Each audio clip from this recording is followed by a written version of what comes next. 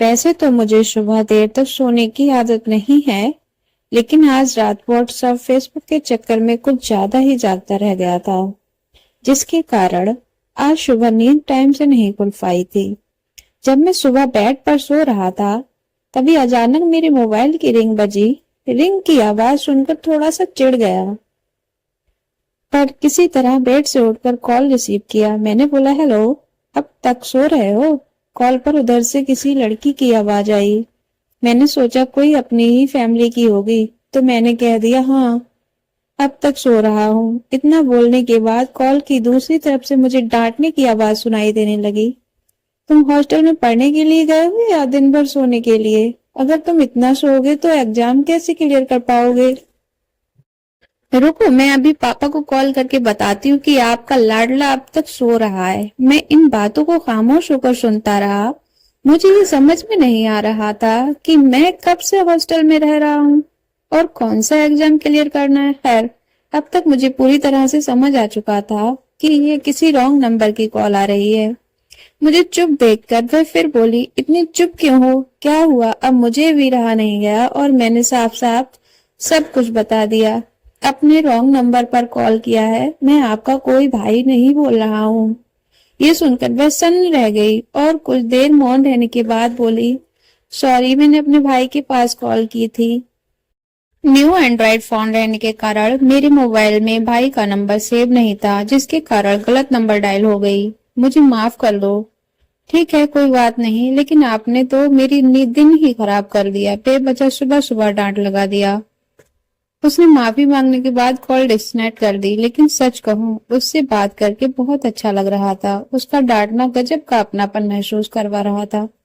इसके बाद मैंने इन सब से ध्यान हटाकर ऑफिस के लिए तैयार हुआ और उसके बाद 9:15 बजे ऑफिस पहुंच गया। लेकिन आज ऑफिस में भी मन नहीं लग रहा था। कुछ सूना सूना सा महसूस हो रहा था। मुझे उससे दोबारा बात करने का दिल कर रहा था, पर ऑफिस में ज्यादा काम नहीं होने के कारण बोरिंग भी महसूस हो रहा था। मैंने अपनी पॉकेट से मोबाइल निकालकर उसके नंबर पर कॉल करने की सोची, लेकिन मुझे कॉल करने की हिम्मत नहीं जुटा पाया। पता नहीं वो मेरे बारे में क्या सोचेगी, ये सोचकर मैं कॉल नहीं कर पा रहा था।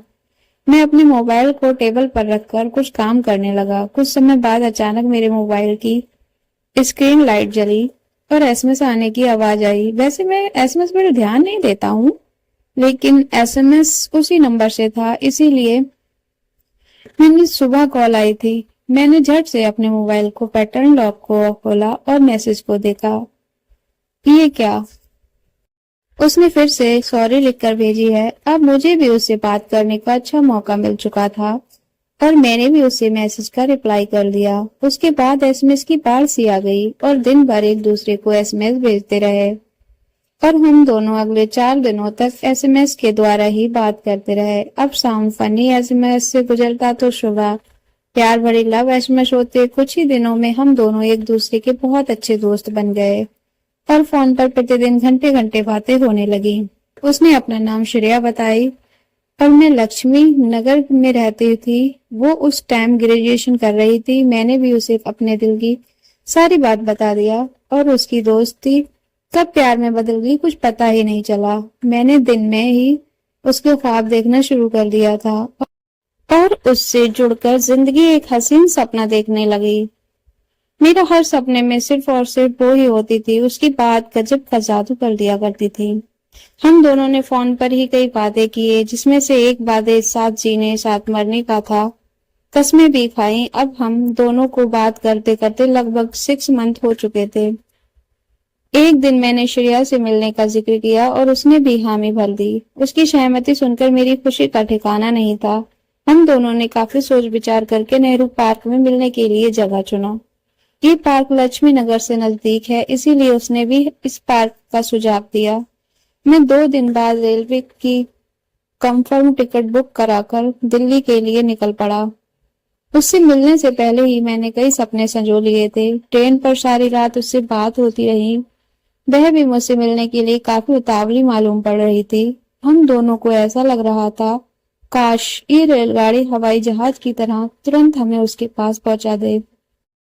अगले दिन 9 बजे सुबह में रेलवे स्टेशन दिल्ली जंक्शन के प्लेटफॉर्म नंबर 8 पर खड़ा था। मैंने अपने मोबाइल निकालकर श्रेया के मोबाइल पर कॉल किया तो वह थोड़ी घबराई थी, परेशान थी। मैंने उससे इस परेशानी की वजह भी पूछी। वह कुछ बताने से इनकार कर रही थी। वो बोल रही थी, हम मिलकर बताते हैं। उसके बाद में मैं नेहरू पार्क जाने के लिए एक ऑटो में बैठ गया, लेकिन पता नहीं क्यों उसे परेशान देखकर मेरे अंदर एक अलग सी डर घर कर गई थी। सर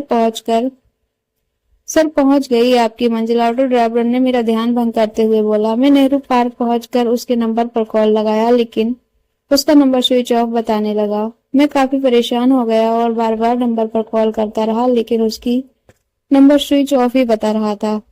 लगभग 2 घंटे तक कोशिश करने के बाद भी उसकी नंबर पर कॉल नहीं लग पाई। तब मैं थक हार कर वहीं चबूतरे पर बैठ गया और उसका इंतजार करने लगा। सुबह से शाम होने को आई थी, लेकिन उसकी कोई अता पता नहीं था। अब मुझे यकीन होने लगा था कि वह अब नहीं आने वाली है।